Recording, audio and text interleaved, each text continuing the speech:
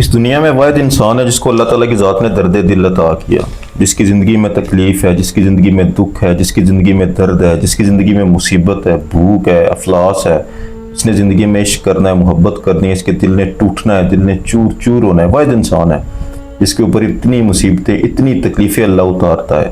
اللہ کا جو خاص بندہ ہوتا ہے، اللہ کا جو لاڈلا بندہ ہوتا ہے، اس پر اللہ تعالیٰ کی ذات ان تکلیفوں کی مقدار کو اور بڑھا دیتا ہے، اس کا لیول زیادہ کر دیتا ہے، درد پہ درد اسے دیتا ہے، تکلیف پہ تکلیف اسے دیتا ہے، آزمائش پہ آزمائش اس پر اتارتا ہے، ہر جگہ پر اسے صبر رکھنا پڑتا ہے، ہر جگہ پر اسے کوسنا پڑتا ہے، اس زندگی کی اونچ نیچ کی گہری گھاٹیوں سے اسے گزرنا پڑتا ہے۔ کبھی وہ اندھیرے میں ڈوبا ہوتا ہے، ہمیشہ لائٹ کی ایک کرن، روشنی کی ایک کرن کو وہ ترستا ہوتا ہے، 2 لمحے خوشی کے لیے بندہ ترس رہا ہوتا ہے۔ کیوں اللہ تعالیٰ کی ذات ایسا کرتا ہے؟ اس کے پیچھے حکمت کیا ہے؟ اللہ رب العزت تو آپ سے بہت پیار کرتا ہے نا، اللہ تعالیٰ کی ذات کی سب سے لاڈلی مخلوق ہو تم، اللہ تعالیٰ کی ذات نے تمہیں اپنے ہاتھوں سے تخلیق کیا ہوا ہے، اللہ تعالیٰ کی ذات 70 ماؤں سے زیادہ تم سے پیار کرتا ہے، پھر اللہ تعالیٰ کی ذات تمہیں اتنی تکالیف کیوں دیتا ہے؟ کیوں پوری زندگی درد میں تمہاری گزر رہی ہے؟ اس کے پیچھے اللہ کا مقصد ہے کیا؟ اللہ تعالیٰ کی ذات کیا تمہاری بھلائی چاہتی ہے؟ کہ اللہ تعالیٰ کی ذات کو آپ سے پیار نہیں ہے؟ اسی چیز کو آج ہم سمجھنے کی کوشش کریں گے، اور بڑی انٹرسٹنگ چیز میں آپ کو سمجھاؤں گا، خودی کے اندر، اپنی ذات کے اندر ڈوب کر اس کا موتی، اس کا سچ باہر لے کے آنا ہے ہم نے۔ دیکھو، اللہ رب العزت تمہارے اندر موجود، یہ پہلا بہت بڑا ریزن ہے، اللہ کے مقصد کو سمجھو۔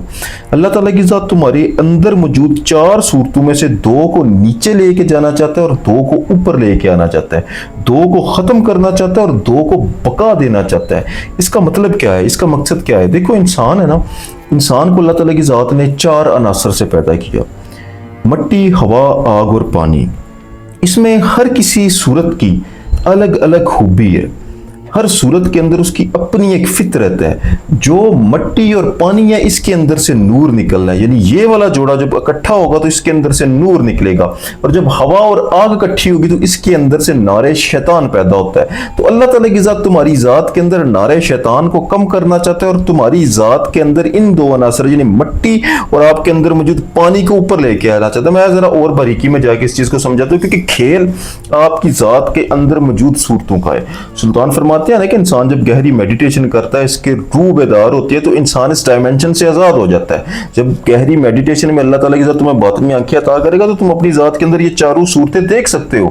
یہ سلطان فقر فرماتے ہیں کہ انسان صرف یہ اس عالم حلقت کا قیدی نہیں ہے، یہ ایک چھوٹی نظر ہے جو صرف اس دنیا کو دیکھ رہی ہے، لیکن جب انسان اپنی خودی میں اترتا ہے تو خودی میں جا کے انسان اپنی ذات کو اندر سے دیکھتا ہے، تو وہ 4 عناصر کی الگ الگ صورتیں ہیں، الگ الگ ان کی کوالٹیز ہوتی ہیں۔ تو مٹی کی کیا کوالٹی ہے؟ مٹی کے اندر کیا ہے؟ مٹی پر آپ غور کرو تو مٹی پستی کی علامت ہے، یہ ایک ایسی صورت ہے جو ہمیشہ جھکی رہے گی، زمین پہ رہے گی۔ مٹی ہے جو جس کے اندر عاجزی ہے، جس کے اندر مسکینی ہے۔ تو مٹی کے اندر کیا ہے؟ مٹی کے اندر جھکنا ہے، مٹی کے اندر پستی ہے، مٹی کے اندر قبول کرنا ہے۔ نمبر 2 ہے پانی۔ پانی کو آپ غور کرو تو پانی ہمیشہ نیچے کو سفر کرتا ہے، نیچے کی طرف جاتا ہے، وہ کبھی اوپر نہیں چڑھتا۔ تو پانی کے اندر بھی یہ صفت موجود ہے کہ وہ ہمیشہ جھکا رہتا ہے، وہ نیچے آتا ہے۔ ان دونوں عناصر کے ملاپ سے، مٹی اور پانی کے ملاپ سے، ان دونوں صورتوں کے ملاپ سے عاجزی اور مسکینی جنریٹ ہوتی ہے۔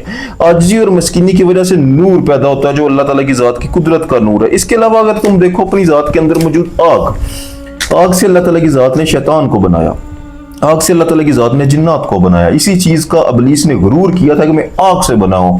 اس کے اندر شر بہت زیادہ ہے، انسان کی ذات کے اندر شر جو ہے نا وہ بہت کم ہے، ایک بیلنسڈ ہے انسان۔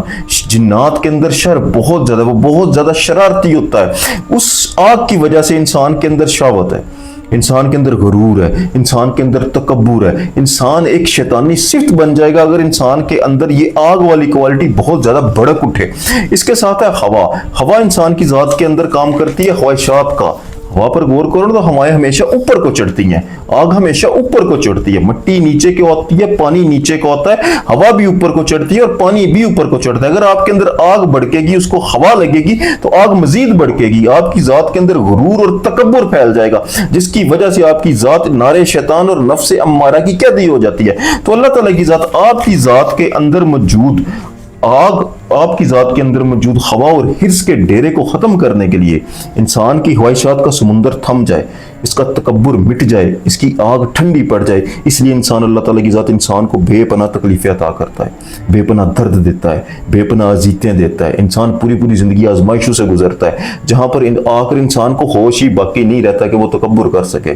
انسان کی انا کو، انسان کے تکبر کو، انسان کی شہوت کو، انسان کے ہوا و حرص کے جتنے ڈیرے، سلطان فقر تو فرماتے ہیں نا کہ دل کے گرد 1,60,000 ہوا و حرص کے ڈیرے ہیں جو انسان کی ذات کو انسان کے قلب کے اندر اترنے نہیں دیتے۔ یہ سب سے بڑی دیوار ہے انسان کے اندر موجود آگ اور ہوا و حرص۔ ان تمام ڈیروں کو اللہ تعالیٰ کی ذات نیچے لے کے جانے کے لیے، اس کا تکبر مٹانے کے لیے اللہ تعالیٰ کی ذات آپ کو درد عطا کرتا ہے، اللہ تعالیٰ کی ذات آپ کو تکلیف عطا کرتا ہے۔ تو حکمت خداوندی کیا ہے کہ اللہ تعالیٰ کی ذات آپ کی ذات کو اندر سے بنا رہا ہے، آپ کی ذات کے اندر کہیں گہرائی میں اس کا نور موجود ہے جو آپ ہی کے لیے کام کر رہا ہے، جو آپ ہی کی ذات کی بہتری چاہتا ہے۔ اور اسی لیے اللہ تعالیٰ کی ذات اپنے پیاروں کو بے پناہ درد عطا کرتا ہے تاکہ اس کے اندر موجود غرور اور تکبر مٹ جائے۔ دوسرا ایک بہت بڑا وجہ کیا ہے، دیکھو اللہ تعالیٰ کی ذات نے قرآن پاک میں ایک بڑی پیاری بات کی ہے کہ میں نے انسان کو اپنے دونوں ہاتھوں سے بنایا ہے۔